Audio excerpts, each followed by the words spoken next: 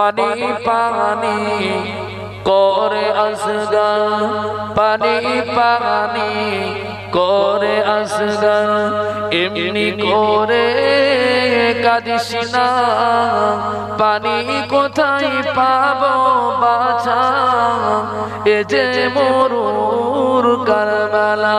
কোথায় আছো গো জান্নাত রানী, ও গো মা ফাতিমা, তোমার আসগর ঘুমিয়ে গেছে আর পানি পান করবে না, পানি পানি করে আসগর, এমনি করে কাঁদিস না, পানি কোথায় পাবো বাসা, এ যে মরুর কারবালা। কোথায় আছো গো দয়ার নবী, কোথায় আছো গো দয়ার নবী, একটু তুমি তাকাও না, তোমার হোসেন ঘুমিয়ে গেছে আর পানি পান করবে না, পানি পানি করে আসগর, এমনি করে কাঁদিস না, পানি কোথায় পাবো বাসা, এ তো মরুর কারবালা। আল্লাহুম্মা সাল্লি আলা সাইয়্যিদিনা মাওলানা মুহাম্মদ ওয়া আলা আলিহি।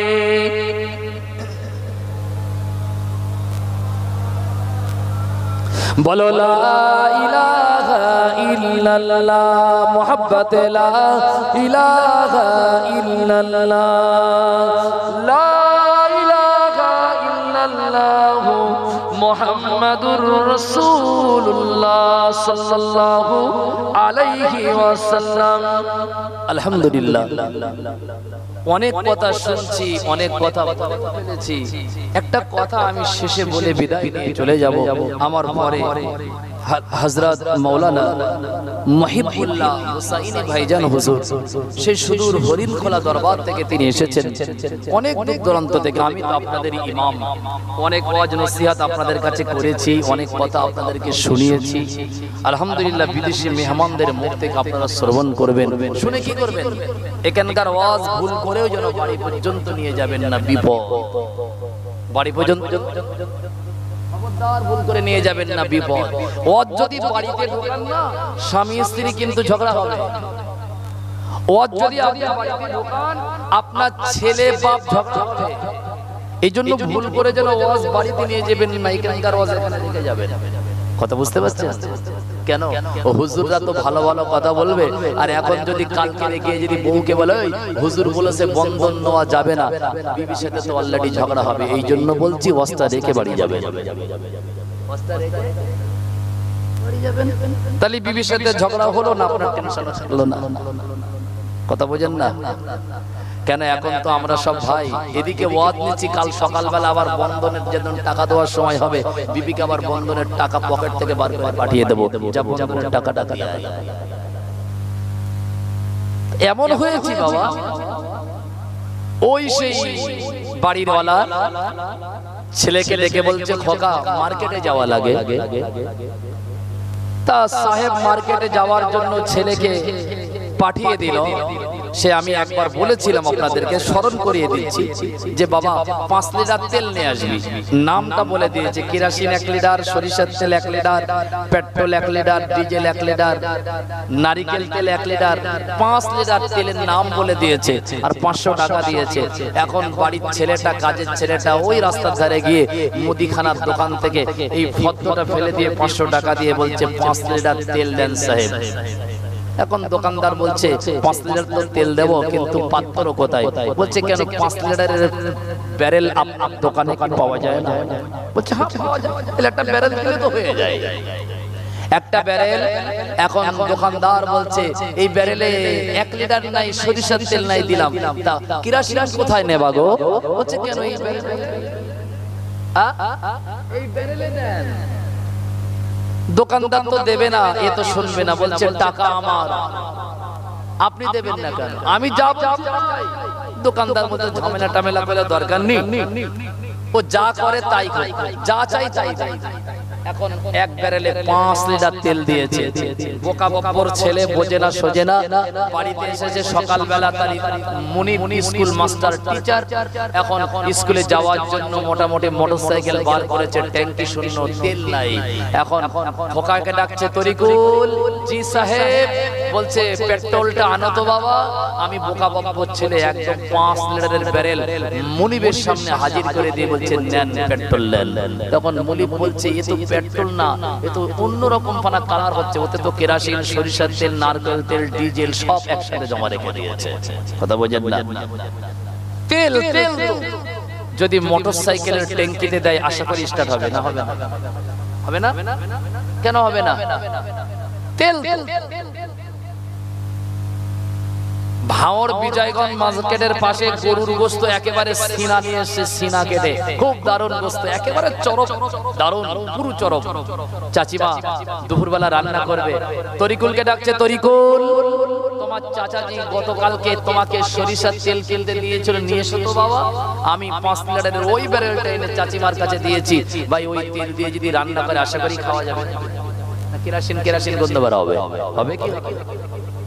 রাগ করবেন না ভাইরা বাবাজিরা আমার। বলার একটা কারণ হলো,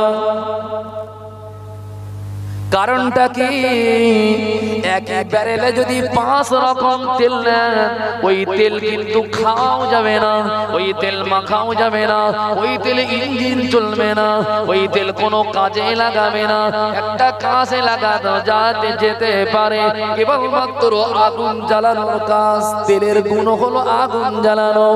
আল্লাহর বান্দা নবীর উম্মত ভুল আমাকে বুঝবেন না, আমাদের মাথা থেকে পা পর্যন্ত ধরে নেন 5 লিটারের ব্যারেল, এতে আছে নামাজ, এতে আছে রোজার সওয়াব, এই ব্যারেলের ভিতরে জান সাদাকার সওয়াব, এই ব্যারেলের ভিতরে হাসান হুসাইনের মুহাব্বতের সওয়াব, এই ব্যারেলের ভিতরে জলসা জলসুনার সওয়াব, এই ব্যারেলের ভিতরে রাসূলুল্লাহর নামে সালাতু সালাম পড়ার সওয়াব, এই ব্যারেলের ভিতরে আপনার কেনা দরুদ শরীফ পড়ার সওয়াব। আবার এই ব্যারেলের ভিতরে আমরা রেখে দিয়েছি বন্ধনের লোন, সুদের টাকা, ঘুষের টাকা, মেরে খাওয়া, কেড়ে খাওয়া, পরের জমির টাল ঠেলে দেওয়া বাবা, মিথ্যা ফেরেববাজি, চিটিংবাজি, দুনিয়ার যত হারামি, দুনিয়ার যত নোংরামি, দুনিয়ার যত খারাপি এই ব্যারেলের ভিতরে রেখে দিয়েছি মুসলমান। এক পাত্রে 5 রকম তেল রাখলে যেমন তেল কোনো কাজে হয় না, নামাজের পাশাপাশি যদি, রোজার পাশাপাশি যদি, হজ সাদকার পাশাপাশি যদি আমি হারাম কাজগুলো যদি আমার পাশে রেখে দিই, তাহলে কিন্তু আমার এই কাজগুলো কোনো কাজে আসবে না বাবা।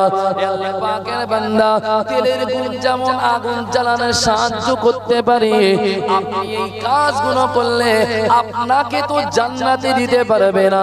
নাই জান্নাত নাই জাহান্নাম, দুইটা জায়গা বাবা, নাই জান্নাতে নাই জাহান্নামে, আপনাকে তো জান্নাত জাহান্নামের বাইরে রাখা হবে না। নাই আপনাকে যেতে হবে জাহান্নামে, নাই আপনাকে যেতে হবে জান্নাতে। আমরা বুদ্ধিমান মানুষ, শিক্ষিত সমাজ, আশা করি আপনারা বুঝতে পারছেন। আমার আমল আমার ইবাদতের মাঝখানে, আমার আমল আমার ইবাদতের ভিতরে হারাম ঢুকে গিয়েছে, আমার আমল আমার ইবাদতের ব্যারেলের ভিতরে হারাম যদি থাকে আর নামাজ যদি থাকে, যেমন ওই তেলটা রান্নার কাজে লাগানো যাবে না, ওই তেলটা গায়েতে মাখা যাবে না বাবা, ওই তেলটা দিয়ে ইঞ্জিন চলবে না বাবা, ঠিক তেমন ওকে আগুন দিয়ে জ্বালিয়ে দেওয়ার জন্য আপনাকে কাজে লাগাতে হবে। আল্লাহর বান্দা, তোমার জন্য দুইটা জায়গা, একটা হলো জান্নাত আর একটা হলো জাহান্নাম। তুমি যদি এই কাজগুলো করো, আমার জ্ঞান আমার বিবেক বুদ্ধি বলছে আমি জান্নাতে যেতে পারবো না। যদি জান্নাতে যেতে না পারি, তাহলে আমাকে তো জাহান্নামের বাইরে বা জান্নাতের বাইরে তো আল্লাহ রাখবে না। নিশ্চয়ই যদি আমি জান্নাতে যেতে না পারি, অবশ্যই আমার আমলের কারণে জাহান্নামের আগুনে আমাকে যেতে হবে, ঠিক না ভুল? নাই জান্নাত নাই জাহান্নাম, দুটো তিনটে তার অপশন নাই। নাই জান্নাত নাই জাহান্নাম, এর বাইরে তো আর কোনো থাকার অপশন নাই। পরকালে নাই জান্নাত নাই জাহান্নাম, এটা ভেবে আপনাকে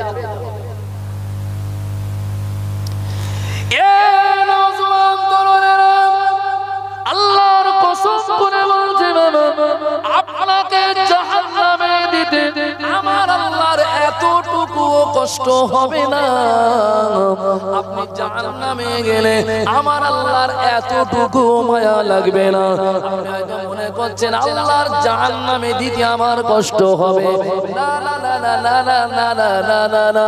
ইব্রাহিম আলাইহিস সালাতু ওয়াস সালাম, আমার আল্লাহ পাক ইব্রাহিম খলিলুল্লাহকে আদেশ করেছিল, হে আমার খলিল, ও ইব্রাহিম খলিলুল্লাহ, আমি তোমাকে আদেশ করছি, তুমি একটা মূর্তি বানাও, একটি মূর্তি তৈরি করো। পয়গম্বর ইব্রাহিম খলিলুল্লাহ নিজে হাতে একটা মূর্তি তৈরি করলো, সুন্দর করে মূর্তি বানালো বাবা। কিছুক্ষণ পরে মূর্তি বানানো হয়ে যাওয়ার পরে আমার আল্লাহ পাক ইব্রাহিম খলিলুল্লাহকে বলল, ওই ইব্রাহিম খলিলুল্লাহ শুনে রেখে দাও, ওই মূর্তিটা আমি তো আবার তুমি আছাড় মেরে টুকরো টুকরো করে ফেলো। ইব্রাহিম নবী আল্লাহকে বললেন, ও রব্বুল আলামিন আল্লাহ, কেন আপনি আমাকে তৈরি করতে বললেন, আবার কেন বা আপনি আমাকে ভাঙার আদেশ করলেন? আমার আল্লাহ বললেন, বান্দা ইব্রাহিম খলিলুল্লাহ, তুমি শুনে রেখে দাও, আমি তোমাকে বোঝাতে যাচ্ছি, তুমি হয়তো মনে মনে করছো এই মূর্তিটার প্রতি আমার মহাব্বত, এই মূর্তির প্রতি আমার ভালোবাসা, কিন্তু না না না না না না না, অবশ্যই তোমার ভালোবাসা থাকবে। মূর্তির প্রতি তোমার যেমন মহাব্বত, আমার বান্দার প্রতি আমার মহাব্বত রয়েছে, কিন্তু আমার বান্দা যদি আমাকে মেনে আমার হুকুমতকে যদি সে চালু করে, আমি আল্লাহ ওই বান্দাকে জাহান্নামে দিতে বড় কষ্ট পাই। কিন্তু আমি আল্লাহ আমার বান্দাকে সৃষ্টি করেছি, আমার বান্দার সৃষ্টি করার পরে আমার বান্দা যদি আমার হুকুম না মানে, আমি আমার বান্দাকে জাহান্নামে দিতে এতটুকুও কষ্ট পাবো না। কথা কি বুঝতে পারলেন? এতটুকুও কষ্ট পাবে না আল্লাহ। কিন্তু হ্যাঁ, আপনার লাইন কিন্তু খুব ভালো। আমি বলছি আপনার লাইন কিন্তু খুব ভালো। কেন বলেন দিনি? আপনি হচ্ছেন উম্মতে মুহাম্মদ, আপনি হলেন উম্মতে মুহাম্মাদি, আপনার পজিশন খুব ভালো। উম্মতে মুহাম্মাদি হওয়ার কারণে অনেক ভালো। একটু যদি আপনার জিন্দেগিটাকে যদি একটু কাজে লাগাতে পারেন, তাহলে বেশি কষ্ট আপনার করা লাগবে না, অল্প কষ্টে আপনি জান্নাত পর্যন্ত পৌঁছে যেতে পারবেন। কেন? আপনি উম্মতে মুহাম্মাদি। অনেক ভুল ভাল অনেক কিছু আল্লাহ ক্ষমা করে দেবেন, কিন্তু একেবারে যদি কোনো কাজ টাজ না করেন, ও এসেছি যেভাবে চলে যাব সেইভাবে যদি এমন হয়ে যায়, তাহলে কিন্তু আপনার জন্য বিপদ, আপনার জন্য মুসিবত, এতে কোনো সন্দেহ নাই। কটা কথা আমি আপনাদেরকে শোনাবো বাবা, কটা কথা আমি আপনাদেরকে বলবো, ভুল আমাকে বুঝবেন না। শেষ আমি বলে বিদায় নিয়ে চলে যাচ্ছি। আমার কথাগুলো মনোযোগ সহকারে শুনছেন, আপনারা আমল করবেন বাবা। আমল ছাড়া কিন্তু আমার আল্লাহর জান্নাত পাওয়া যাবে না। আমলে জান্নাত বাবা, আমলটা কিভাবে করতে হবে এতক্ষণ ওয়াজ করেছি, এর সারমর্ম আমি আপনাদেরকে বোঝানোর জন্য শেষ একটা কথা বলছি। আমলের আওয়াজ করেছি, নামাজের আওয়াজ করেছি, শরীয়তের আওয়াজ করেছি, কিন্তু আমি আপনাদেরকে বোঝাতে চাচ্ছি প্রত্যেক আমলটা যেন সুন্নাত তরিকায় হয়ে যায়। যে আমলটা সুন্নাত তরিকায় হয়ে যায়, ওই আমলটা আমার আল্লাহর সবথেকে প্রিয় ইবাদত। যে আমলের ভিতরে সুন্নাত নাই, ওই আমলটা আল্লাহর কাছে প্রিয় ইবাদত হতে পারে না। আমাদেরকে মনে রাখতে হবে, আমাদেরকে ফলো রাখতে হবে, প্রত্যেক আমলটা যেন সুন্নাত তরিকায় হয়ে যায়। রাসূলুল্লাহর আমলের ভিতরে একটি সুন্নাত যেন আমাদের হাতছাড়া না হয়ে যায়। আপনি যদি নামাজ পড়েন, নামাজ পড়া হবে, নামাজটা যদি সুন্নাত তরিকায় পড়েন, তার মানে আপনি মাথায় টুপি দেবেন, নামাজে দাঁড়াবেন, তার মানে আপনি জামা পরবেন, সুন্নাত তরিকায় নামাজ আদায় করবেন। যদি এই সুন্নাত তরিকায় নামাজ হয়, সুন্নাতের খাতিরে, সুন্নাতের ওসিলায় আর নবীজির মুহাব্বতে আল্লাহ আপনার আমল ইবাদত গুলোকে কবুল করে নেবে। জোরে বলুন সুবহানাল্লাহ। আমাদের সমাজে একটি মাযহাব, একটি কিনা দল বার হয়েছে, আপনারা খেয়াল করবেন। ওরা মাথায় টুপি দেয় না, বলে টুপি ছাড়া নামাজ হয়। হয় কি? ওরা মাথায় টুপি দেয় না, টুপি থাকতেও পড়ে না। আমিও জানি টুপি ছাড়া নামাজ হয়, আমিও জানি। টুপি কেন, ন্যাংটা হয়েও নামাজ হয়। বলবে সে কেমন কথা? যদি আপনার কাপড় একেবারে না থাকে কি করবেন আপনি? হবে কি হবে না? কাপড় নাই, কাফেররা আপনার কাপড় খুলে নিয়েছে, কাপড় কেনার পয়সা নাই, ন্যাংটা হয়েও নামাজ হবে, অসুবিধা কি? সতর ঢাকা ফরজ, কিন্তু সতর ঢাকার মতন অবস্থা নাই, তাই বলে কি আপনি নামাজ নামাজ হয়? আমিও জানি, কিন্তু টুপি থাকতে যদি টুপি না পরি কেমন লাগবে বাবা? একটা ফিতনা এসেছে না, মসজিদে নামাজ পড়ছে এরকম করে টুপি টুপি আছে, কিন্তু ওদের এমন হাতে উলাউটো কলেরা 40 হয়েছে, ও এরকম করে নামাজ পড়বে কিন্তু টুপি মাথায় দেবে না। টুপি হচ্ছে রাসূলুল্লাহর পছন্দনীয় সুন্নাতের ভিতরে একটি সুন্নাত। কথা বুঝতে পারছেন? আমিও মশলা জানি টুপি ছাড়া নামাজ হয়, কিন্তু টুপি মাথায় দিয়ে নামাজ পড়লে সুন্নাত, এই সুন্নাতটা আদায় করলে আল্লাহ সুন্নাতের খাতিরে হয়তো আমার নামাজে, আমার ইবাদতে ভুল ত্রুটি হতে পারে, সুন্নাতের ওসিলায় আল্লাহ কবুল করে নেবে। সুবহানাল্লাহ। কি কথা ঠিক না বাবা? প্রত্যেকটা আমল সুন্নাত তরিকায়। কিছু কিছু দেখবেন তেফেরেঙ্গা বেঈমান, ওরা দাঁড়িয়ে যায় জানাজা নামাজ এরকম করে, টুপি মাথায় দেয় না। জিজ্ঞাসা করলে বলে টুপি ছাড়া জানাজা। আরে হয়তো সব হয় নাকি? সব তো হয়, সব হয়, কিন্তু তারপরেও ওর মাথায় নাই যে টুপিটা রাসূলুল্লাহর সুন্নাত, দাড়িটা রাসূলুল্লাহর সুন্নাত, জামাটা রাসূলুল্লাহর সুন্নাত। এই সুন্নাতটা যদি আমি বাদ দিই, আমার আমলের সওয়াব কমে যাবে, আমার ইবাদত আল্লাহর দরবারে হয়তো অগ্রহণযোগ্য হবে। কিন্তু সুন্নাতের তাবেদার হয়ে যদি আমি নামাজে দাঁড়াই, আল্লাহ অনুগ্রহ, আল্লাহর দয়া, আল্লাহর মেহেরবান আমার প্রতি বেশি হবে। কেন আল্লাহ রাব্বুল আলামিন বলেছেন, আতিউল্লাহ ওয়া আতিউর রাসূল, আমার রাসূলের তোমরা ইত্তেবা করো, আমার হাবিবের তোমরা অনুকরণ করো। আমার হাবিবের অনুগ্রহের ভিতরে, অনুকরণের ভিতরে আমি আল্লাহ, আমার রহমত লুকিয়ে রয়েছে। সুবহানাল্লাহ। হাবিবের ভালোবাসার ভিতরে কার রহমত লুকিয়ে আছে? আল্লাহর রহমত লুকিয়ে রয়েছে। এইজন্য ওরা নবীকে বাদ দিয়ে আল্লাহর খুশি করতে চায়, নবীকে বাদ দিয়ে আল্লাহকে খুশি করতে চায়, কিন্তু নবীকে বাদ দিয়ে আল্লাহকে খুশি করা যাবে? যাবে যাবে?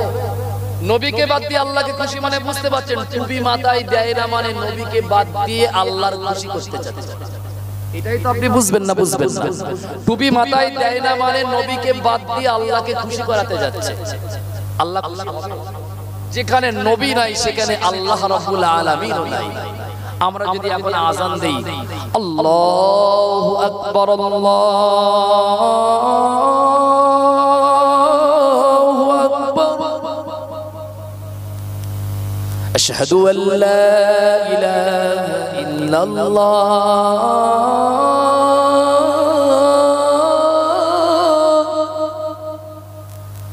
হাইয়া আলাস সালাহ,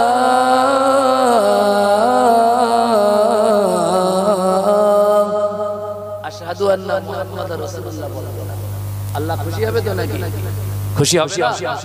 যদি এতে না হয় তাহলে নামাজ টুপি ছাড়া আল্লাহও খুশি হবে, সুন্নাত ছাড়া ফরজ ইবাদতে আল্লাহ খুশি হবে। সুন্নাত তরিকায় ইবাদত করুন, আল্লাহ ফরজ নামাজটা সুন্নাতের ওসিলায় আল্লাহ কবুল করে নেবে। বলুন সুবহানাল্লাহ। যাইবা হোক, আমি কথা আপনাদেরকে বলেছি, আর আমার পরের বক্তা ইনশাআল্লাহ 10টা বাজে গিয়েছে, তিনি আসবেন। আমি আপনাদের কাছ থেকে বিদায় নেব, আপনাদের ইমাম। আমি একটু দাঁড়িয়ে কয়েকবার একটু সালাতু সালাম পড়ব। কারণ আবার ওই মাজার রোগ টোক নিতে হবে, ঝনঝনের রোগ, কনকনের রোগ, হাঁটুই ব্যথা, সালাতু সালাম পড়তে গেলে অনেকের আবার মাজার দোষ হয়, বলে হুজুর উঠতে পারি না। আসলে শয়তান ওকে গ্রাস করে নিয়েছে বাবা। নবীর নামে দাঁড়িয়ে একটু সালাতু সালাম পড়ব, কারোর অসুবিধা হবে না তো বাবা? যদি অসুবিধা থাকে তাহলে বসে থাকবেন, যদি বলেন না অসুবিধা না একটু দাঁড়িয়ে যান। ইয়া নবী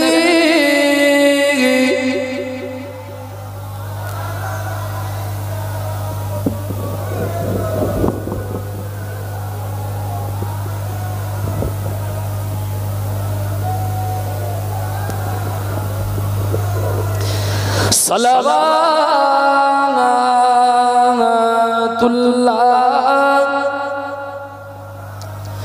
তোমারি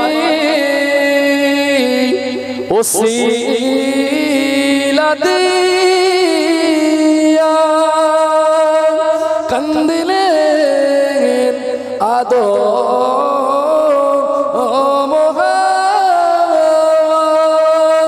হইল মাবুদের দয়া কবুল করিলেন দোয়া নবী সালামু আলাইকা ইয়া রাসূল ইয়া হাবিব সালামু আলাইকা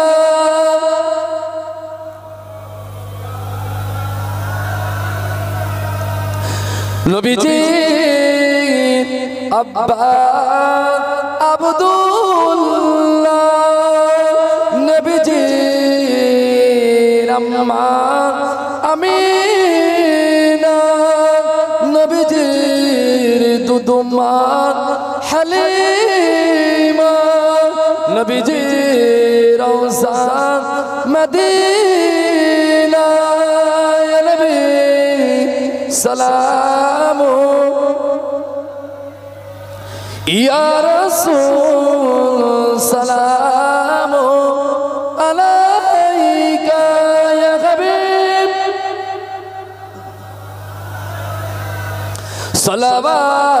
সালাওয়াতুল্লাহ তায়েফের দুষ্ট ছেলেরা আমার নবীকে পাগল ভাবিয়া মারিল পাথর ছুঁড়িয়া উঠিল আরশ কাঁপিয়া ইয়া নবী সালামু আলাইকা ইয়া রাসূল ইয়া হাবিব সালামু আলাইকা সালাম সকলে জমে জমে বসুন যারা বাইরে আছেন মাহফিলের ভিতরে আপনারা সকলেই চলে আসুন কেননা বাইরের ওলামা হযরত তারা ইনশাআল্লাহ তাআলা দূর দূরান্ত থেকে তারা আসবেন আমি আপনাদের গ্রামের ইমাম হিসাবে কিছুক্ষণ আপনাদের খিদমতের সুযোগ পেয়ে নিজেকে অনেক ধন্য বলে মনে করছি আমাদের আল্লাহ রাব্বুল আলামিন যতটুকু শুনিয়েছে আমি যতটুকু বলেছি আল্লাহ যেন উভয়কে আমল করার তৌফিক দেন সবাই বলি আমিন একটু উচ্চ আওয়াজে বলুন আল্লাহুম্মা আমিন একটু তাকবীর দাও নারায়ে তাকবীর নারায়ে তাকবীর নারায়ে তাকবীর নারায়ে তাকবীর সিলসিলায়ে হক ফুরফুরা শরী সিলসিলায়ে হক ফুরফুরা শরী গানেরাইড গ্রামের মাহফিল গানেরাইড গ্রামের বাৎসরিক দোয়ার মাহফিল নারায়ে তাকবীর নারায়ে তাকবীর দুরূদ শরীফ পড়ি আল্লাহুম্মা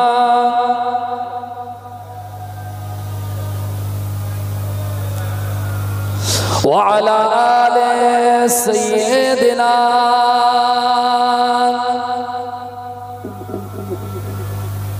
আলহামদুলিল্লাহ ওয়াজ নসিহত অনেক হয়েছে কিন্তু ভাই ওয়াজ নসিহত শুধু শোনাই হচ্ছে কাজের কাজ কিন্তু কিছু হচ্ছে না অনেক ওয়াজ নসিহত আপনাদের জিন্দেগিতে যদি এখন মনে মনে করেন সেই ছোটবেলা থেকে কারোর 60 কারোর 70 কারোর 50 কারোর 30 কারোর 40 হয়ে গেছে কত ওয়াজ শুনেছেন বলেন বাবা কত ওয়াজ যে ওয়াজগুলো শুনেছেন কিন্তু জিন্দেগিতে যদি একটা ওয়াজ আমল করতেন একটা বক্তার ওয়াজ একটা বক্তার জীবন কিন্তু পাল্টে যেত বাবা একটা বক্তার ওয়াজ যদি আমল করতেন কিন্তু আমাদের ভিতরে আমল কিন্তু একেবারে কি বলবো নাই বলবো চলে যেমন ছিলাম তেমন আছি, পরিবর্তন বলতে কিছু দেখতে পাইনি। আমাদেরকে পরিবর্তন হতে হবে। ওয়াজ শোনা শুধু নয়, ওয়াজের শোনার সাথে সাথে আমাদের আমল করা লাগবে। আমল যদি না করি, যদি আমল মানে হচ্ছে কাজে লাগা, নেমে যাওয়া, নেমে যদি আমি না যাই, তাহলে কিন্তু ভাই ওয়াজ নসিহত দিয়েও লাভ হবে না, করেও লাভ হবে না, শুনেও লাভ হবে না। আমাদেরকে উৎসব পালন করা হবে। কি পালন করা হবে? উৎসব পর্যন্ত। এখন তো জলসা জৌলুস সব মডার্ন উৎসব হয়ে গিয়েছে। সুন্দর করে গেট তৈরি করবো, একটা গরু নিয়ে আসবো, সুন্দর করে স্টেজে সাজাবো, দারুণ করে ফুল টুল দিয়ে, আলহামদুলিল্লাহ এরা দিয়েছে বলে আমি এদের বলছি না, সব জায়গায় এটা হচ্ছে বাবা। গ্রামে যদি জলসা না দেই, মুসলমান পাড়া বলে কথা, যদি একটা জলসা না দেই, পাশের গ্রামের লোক কি বলবে? কুটুম বাড়ি যাই, জিজ্ঞাসা করে তোমাদের গ্রামে জলসা টলসা হয় না, তোমরা কেমন মানুষ? এখন জলসা হয়ে গিয়েছে ঠিক এই পর্যায়ের, এই পর্যায়ের। আগেকার মানুষরা জলসা জলুস শুনতেন, বিশ্বাস করুন, বেনামাজিরা ঘরে আসতো নামাজি কি হয়ে, বিশ্বাস করুন। ছোট হুজুর পীর কিবলা রহমাতুল্লাহ আলাইহি হুজুর ওয়াজ করতেন, বেনামাজিরা এসে হুজুরের কদম জড়িয়ে ধরে তওবা করে তারা নামাজ পড়ে নামাজি হয়ে বাড়ি ফিরতেন। আর এখন ওয়াজ হচ্ছে কি, পরিবর্তন হচ্ছে না, ওয়াজ শুধু হয়ে যাচ্ছে। আগে এত ওয়াজ হতো না বাবা, এত জলসা জলুস হতো না। আমরা আমাদের জিন্দেগিতে দেখেছি আজ এই 10-15 বছরের ভিতরে যা ওয়াজ এত পরিমাণ বেড়ে গেছে বাবা। গ্রামে গ্রামে 4টে 5টা 6টা 7টা 8টা মোড়ের মাথায়, চার দোকানে, এখানে সেখানে, কোন জায়গাতে নেবে? এখন তো ভাই হকারিতে, হালকাতাতে, আপনার কি বলবো, সব জায়গায় ওয়াজ আর ওয়াজ, কিন্তু কাজ কিছু হচ্ছে না। সে জমানায় ওয়াজ হতো, ওয়াজ করার কারণে, ওয়াজ দেওয়ার কারণে মানুষ নিয়ত করতো যে আমরা পরিবর্তন হব, পরিবর্তন। এখন মানুষের ভিতরে ওয়াজ শোনা হচ্ছে কিন্তু পরিবর্তন দেখা যাচ্ছে না বাবা। এটা মেজলা হুজুর পীর কিবলা রহমাতুল্লাহ আলাইহি ওয়াজ করেছেন। ওয়াজ করার সাথে সাথে সুদখোর গুণে এসে তারা বলছে, হুজুর আমাদেরকে হাতে তওবা পড়িয়ে দেন, আমরা সুদখোর, আমরা সুদের মাল কাল থেকে আর খাবো না। হুজুর বলছে, আমি এখন তোমাদের তওবা পড়িয়ে দিলে তো হবে না। কেন বলেন তিনি? আমি বলেছি সব জিনিস তওবা করলে মাফ হয়, কিন্তু সুদের জিনিস তওবা করলে কিন্তু মাফ হয় না। জিনা করলে তওবা করলে মাফ হয়ে যাবে, যে আল্লাহ আমি ভুল করে ফেলেছি, নফসের তাড়নায় পড়ে, আল্লাহ একটা ভুল হয়ে গেছে, আল্লাহ তোমার কাছে মাফ চাচ্ছি নিশুত রাত্রে, আল্লাহ হয়তো দয়া করে অনুগ্রহ করে মাফ করে দেবেন। আপনি নামাজ পড়তে পারেননি, আল্লাহর কাছে কান্নাকাটি করে বলছেন, আল্লাহ ভুল হয়ে গিয়েছে, আল্লাহ আমি চেষ্টা করব ওয়াক্তে ওয়াক্তে কাজা নামাজগুলো আদায় করে দেবো, আল্লাহ ভুল হয়েছে, আল্লাহ হয়তো মাফ করে দিলে দিতে পারে। এগুলো মাফের একটা অপশন। কিন্তু সুদ যদি আমি খাই আর আল্লাহর কাছে যদি ঘন ঘন তওবা করি, ও কিন্তু তওবা করার কারণে মাফ হবে না। কি করতে হবে বলেন? মেজলা হুজুর রহমাতুল্লাহ আলাইহি হাতে হাত দিয়ে বলছে, হুজুর আমরা মস্ত বড় বড় সুদখোর, হুজুর দোয়া করেন কাল থেকে যেন আমরা পাক্কা সাচ্চা মুসলমান হয়ে যেন সুদ থেকে আমরা দূরে হতে থাকতে পারি। হুজুর সুদ থেকে আমরা আজকে তওবা করছি, সুদ খাবো না। হুজুর বলছে, আমি বায়াত করে আপনাদেরকে তওবা পড়িয়ে দিলে তো হবে না, আর তওবা করলেও হবে না, তওবা করার আগে সুদের মালগুলো সব বিলিয়ে দেওয়া লাগবে। কি করা লাগবে? বিলিয়ে দেওয়া লাগবে। একটা গুনাহ আছে, ওই গুনাহটা তওবার মাধ্যমে মাফ হয় না, ওই গুনাহটার নাম হচ্ছে সুদ। এ তওবা করলে মাফ হয় না বাবা, ওটাকে সম্পূর্ণভাবে বিলিয়ে দিতে হবে। বিলিয়ে দেওয়ার পরে তারপরে যদি আল্লাহর কাছে বলেন, আল্লাহ সব বিলিয়ে দিয়ে দিয়েছি, আল্লাহ আমাকে মাফ করে দাও, হয়তো তারপরে আমার আল্লাহ রাব্বুল আলামিন মাফ করে দিলে দিতে পারে। কথা বুঝতে পারছেন তো বাবু? এইজন্য তারা বুঝতো না দিন শরিয়াত। ততক্ষণে তো মাদ্রাসা ছিল না, মসজিদ ছিল না, মক্তব ছিল না, হুজুর ছিল না। আমাদের মা চাচিদের কাছ থেকে শুনেছি, একটা মুরগি জবাই করতে গেলে একটা হুজুর পাওয়া যায়। মুরগি কি করতো আমার দাদিমা বলতো, বলে কখন সেই আকুঞ্জি সাহেব আসবে, আগে আকুঞ্জি বলতো, আকুঞ্জি সাহেব আসবে, তাই একটা ছুরি ভালো করে পড়ে রেখে দিতাম। কি করতাম? ছুরি পড়া বোঝেন? ছুরিতে ফুঁক দিয়ে দিত আকঞ্জি সাহেব, ছুরিতে ফুঁক দিত, ওই ছুরিটা যত্ন করে ভালো করে রেখে দিত। যখন মুরগি হাঁস জবাই করার প্রয়োজন হতো পরা ছুরি দিয়ে মুরগি জবাই করতো। তখন তো এত হুজুর হুজুর ছিল না বাবা, আর এখন তো হুজুর হুজুর ঠুলোঠুলি লাগে। ঠুলোঠুলি বোঝেন তো, ফুল লাগছে কিন্তু কাজ কিছু হচ্ছে না বাবা, কাজ হচ্ছে না। তখন মাদ্রাসা মসজিদ ছিল না, কিন্তু তাদের ভিতরে আকীদা, ভালোবাসা, মহব্বত, দ্বীনের প্রতি ভালোবাসা, দ্বীনের প্রতি অনুগ্রহ অনেক অনেক। আর এখন এত মাদ্রাসা, মসজিদ, মুক্তব, খানকা, পাড়ায় পাড়ায় জিকিরের মজলিস, পাড়ায় পাড়ায় দোয়ার মজলিস, মসজিদে মসজিদে মাসিক জিকিরের মজলিস, অনেক মসজিদে সপ্তাহে সপ্তাহে জিকিরের মজলিস, কত কি না হচ্ছে বাবা। শুধু খাওয়া হচ্ছে, আমি দেখতে পাচ্ছি শুধু খাওয়া, খাওয়ার তুফান তুলে যাচ্ছে, কিন্তু কাজে কিছু হচ্ছে না। আগে কিন্তু জলসাই বিরানি হতো না, বিনা বিরানিতে কিন্তু শ্রোতার জায়গা দেওয়া যেত না, কি কথা ঠিক না বল? আগে কিন্তু জলসায় এত খাওয়া দাওয়ার ভ্যারাইটিস থাকতো না, ক্যাটারিং সিস্টেম থাকতো না, কিন্তু তারপরেও কিন্তু মানুষের জায়গা দেওয়া যেত না বাবা। আর এখন এত কিছু করেও শ্রোতা হয় না, আর যদি বা হয় খাওয়ার সময়, আসলে কাজ কিছু হয় না। আমি আপনাদেরকে বলছি, আমাদেরকে কাজে নেমে যেতে হবে, আমাদেরকে আমল করা লাগবে, আমাদের দ্বীন শরীয়তকে পরিপূর্ণভাবে মানতে হবে। আল্লাহ আমাদের সবাইকে শোনা ও বলার আমল আল্লাহ রাব্বুল আলামিন করার তৌফিক দেন, সবাই বলি আমিন। হুজুর আসবে নাকি? আমার তো আবার বাড়ি যাওয়া লাগবে, খিয়া বলা রয়েছে। দরুদ শরীফ, আল্লাহুম্মা সাল্লি আলা সাইয়্যিদিনা ওয়া আলা আলি সাইয়্যিদিনা। ও গো আমিনা, তোমার ভাঙা ঘরে রহমত খোদার পড়ে ঝরে ঝরে। ও গো আমিনা, তোমার পড়ে ঘরে রহমত খোদার পড়ে ঝরে ঝরে। যার নামে দরুদ পড়িলেন খোদা, ফেরেশতা সকলে রূপে তারিফিদা। বনের পাখি গায় যে গান, বড়ই মধুর সুরে রহমত খোদার পড়ে ঝরে ঝরে। ও গো মা আমিনা,